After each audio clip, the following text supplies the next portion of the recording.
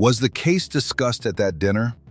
Congressman Dan Goldman held up a photograph and asked FBI Director Patel the question. Patel was in it. Trump was in it. The dinner happened March 10th, the night before FBI announced reopening the Clinton email investigation. Goldman wasn't asking about policy, he was asking about proximity. The president was sitting just to your left. 2 seats down, Patel corrected. 2 seats, the night before reopening a case career prosecutors said lacked evidence. Goldman asked 5 times if Clinton was discussed. Patel refused 5 times, but he confirmed one thing: Trump sat 2 seats away. March 6th, Trump posts, "Cash needs to deliver. Crooked Hillary must face justice." March 10th, Mar-a-Lago dinner. March 11th, investigation reopened. Goldman has the timeline, Patel has the correction, and 2 seats down just became the most important phrase in the hearing.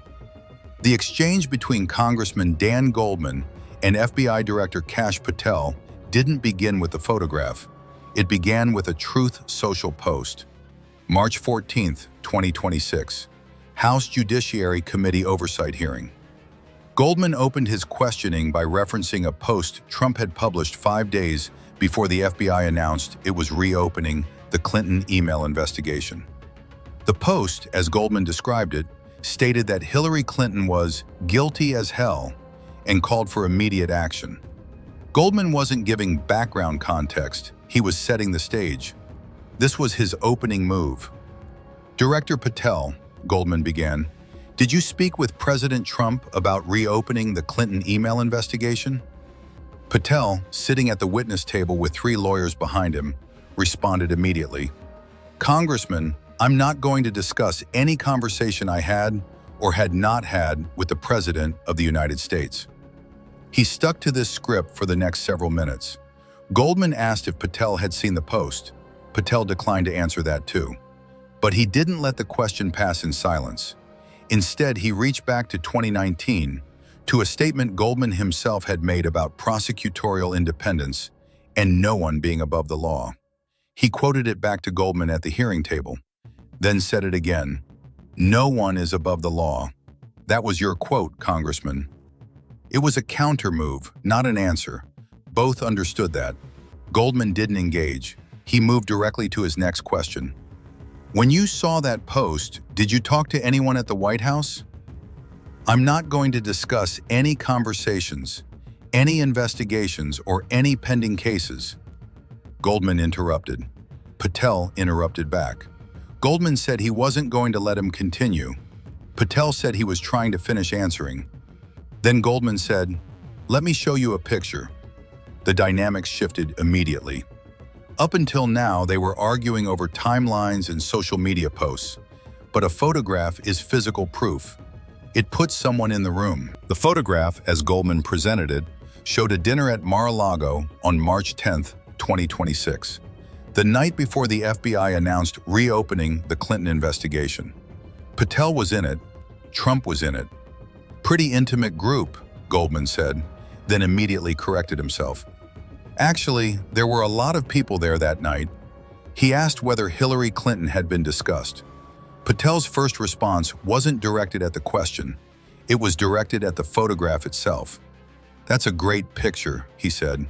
Then, "I love that picture." Then, "There were a lot of people there that night." Then, "I think the entire cabinet was there." Each response was factually plausible. A large Mar-a-Lago cabinet dinner is a matter of record, not a private gathering. Patel's point, delivered without spelling it out, was that the presence of many people makes the premise of a targeted, operationally significant conversation harder to sustain. He wasn't denying being at the dinner. He was contextualizing it in a way that made Goldman's implied reasoning more difficult to land. Goldman didn't give him that room. He narrowed the question. "Did you discuss Hillary Clinton with the President of the United States?" Then he added a detail about seating. "He was sitting just to your left." That detail was an attempt to reduce the distance between a crowded dinner and a private conversation. If the president was sitting directly next to the FBI director, the argument about a large crowd becomes less useful as deflection. Patel corrected the geography immediately. 2 seats down, not to the left, 2 seats down. Then he returned to his standard position. I'm not going to discuss any conversation I had or had not had with the President of the United States. Goldman had the correction he needed. Patel had just confirmed, on the record, in a congressional hearing, that the President of the United States was sitting 2 seats away from him at Mar-a-Lago the night before the Clinton investigation was reopened. He'd also confirmed he wouldn't say whether Clinton was discussed. Goldman treated that combination as sufficient. I'm going to take that as a yes, he said. What Goldman meant by that, and what Patel meant by his refusal, became contested ground for the rest of the exchange. Patel repeated that the entire cabinet was at that dinner. The implication was the same. This wasn't a private meeting, not a strategy session, not a moment designed for the conversation Goldman was describing. A cabinet dinner with dozens of people isn't the setting where an FBI director receives instructions to reopen a specific case. Goldman's argument ran in the opposite direction. He'd already established, before the photograph appeared, that Trump had published a post 5 days before the announcement calling for Clinton's prosecution. The dinner, in his framing, wasn't incidental. It was the night before the announcement. If Trump had publicly called for reopening the case 5 days earlier and was sitting 2 seats from the FBI director the night before it happened, the combination of those facts was something the American public was entitled to have explained. Goldman said exactly that. The American public is entitled to know, Director Patel, whether you took instructions from President Trump after he told you to go after Hillary Clinton. That's weaponization of the FBI. Patel didn't accept that framing. He offered an alternative account, one he'd returned to multiple times. Hillary Clinton's case was reviewed by career prosecutors in the FBI who determined there was sufficient basis to reopen the investigation based on new information. That statement was his counter-argument. The mechanism in his telling was career prosecutors and new evidence, not an instruction from Mar-a-Lago. The logic of that position was that the investigation's origins were independent of whatever Trump had posted or said. Career prosecutors making evidence-based decisions, not presidential direction. But Goldman's question and Patel's answer operated on different levels. Goldman was asking about conversations before the announcement. Patel was addressing the mechanism that produced it. One question is about what was said and by whom. The other answer is about what prosecutors ultimately decided. The two can coexist without either being false. What made the exchange sharp was the seating detail. Goldman arrived with a photograph. He knew Patel was in it. He knew Trump was in it. He introduced it at what he'd calculated was the right moment, after Patel had already refused multiple times to discuss White House conversations, after Patel had deployed Goldman's own 2019 quote against him, after the back and forth over the social media post had run its course. The photograph wasn't something Patel could refuse to see. It was visual, physical, already in the room. Patel's response was notable for what it didn't include. He didn't dispute the dinner happened. He didn't challenge the photo's authenticity. He didn't deny being there.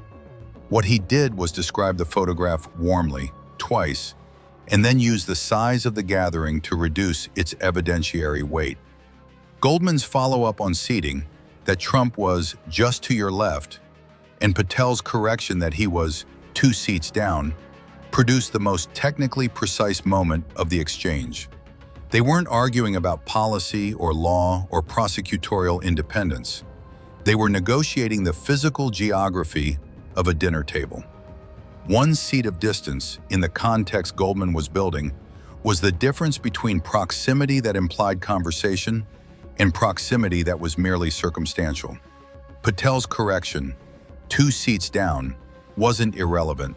It was a rebuttal offered in the same factual register Goldman had used. After Goldman said, "I'm going to take that as a yes," Patel didn't push back with the force he'd applied earlier. He repeated that the entire cabinet was there. The tone had shifted slightly, moving from contested ground toward parallel assertion. Goldman was asserting that the combination of Trump's post, the dinner, the proximity, and the refusal to answer added up to something the public needed to know. Patel was asserting that a cabinet dinner with the whole cabinet present, combined with career prosecutors making evidence-based decisions, told a different story. Neither assertion could disprove the other in the room. Congressional hearings don't operate as trials. There was no mechanism by which Goldman could compel an answer Patel had decided not to give. And there was no mechanism by which Patel's characterization could settle Goldman's questions. What remained at the end was the photograph, the confirmed seating arrangement, the confirmed refusal to discuss conversations with Trump, and Goldman's statement, "I'm going to take that as a yes." That line, brief and declarative, functioned differently from every other line. It wasn't a question. It wasn't a motion. It was a conclusion drawn in public from a refusal to answer. Patel had said he wouldn't discuss what he had or hadn't discussed with Trump. Goldman said he'd interpret that as confirmation. Those two positions are now both part of the congressional record, sitting next to each other without resolution. The photograph, introduced at the precise moment Goldman chose, became the fulcrum of the episode. Before it appeared, the exchange was about a social media post and refusals. After it appeared, it was about a table, 2 seats, and 1 night. The night before an announcement both had very different accounts of. Within hours, hashtag 2 seats down was trending. The photograph circulating, the seating correction, the 5 refusals. We still don't know exactly what was said at that dinner table, but we know Trump sat 2 seats from Patel. We know it was the night before reopening a case Trump had publicly demanded be reopened. And we know Patel refused 5 times to deny discussing it. Sometimes the refusal is the answer, and 2 seats down just proved it.